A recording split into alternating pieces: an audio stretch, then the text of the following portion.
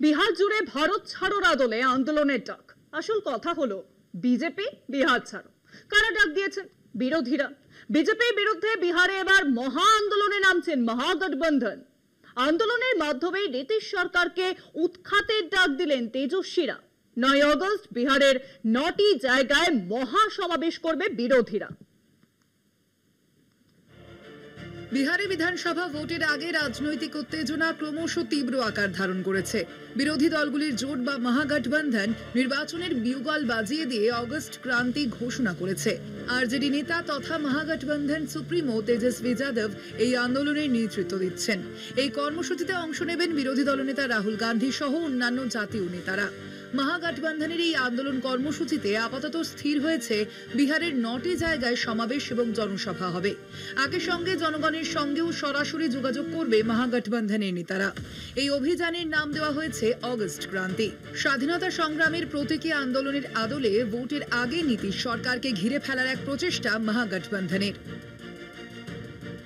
তেজস্বী যাদব দাবি করেছেন যে গত 10 দিনে রাজ্যে 100টিরও বেশি খুনের ঘটনা ঘটেছে। বিরোধীরা অভিযোগ করেছে যে বিহারে 70,000 কোটি টাকার কেলেঙ্কারি হয়েছে।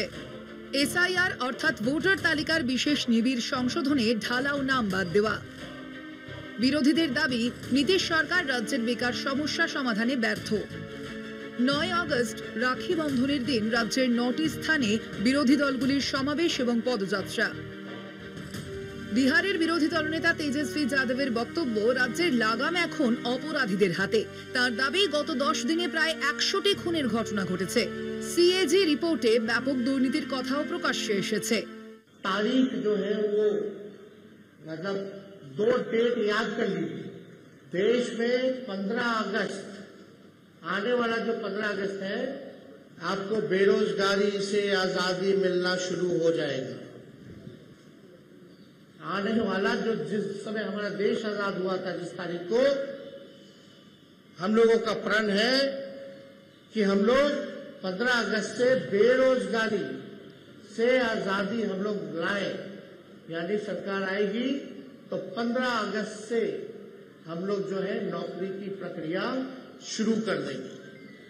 दूसरा तारीख आप लोग ध्यान से रखिएगा, जो आने वाला रक्षाबंधन है, गरीब परिवार की बहनों को हम लोग प्रत्येक वर्ष में 1 लाख रुपए का सहायता हम लोग देने का काम करेंगे।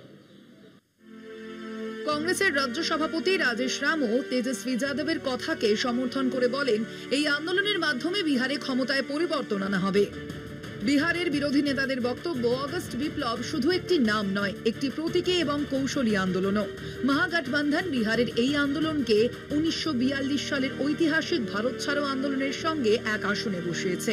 মহাগঠবন্ধনের দাবি, ভারত ছাড়ো আন্দোলনের আদলেই নীতিশ মোদী সরকারকে বিহার থেকে উৎখাত করার শপথ নেওয়া হয়েছে।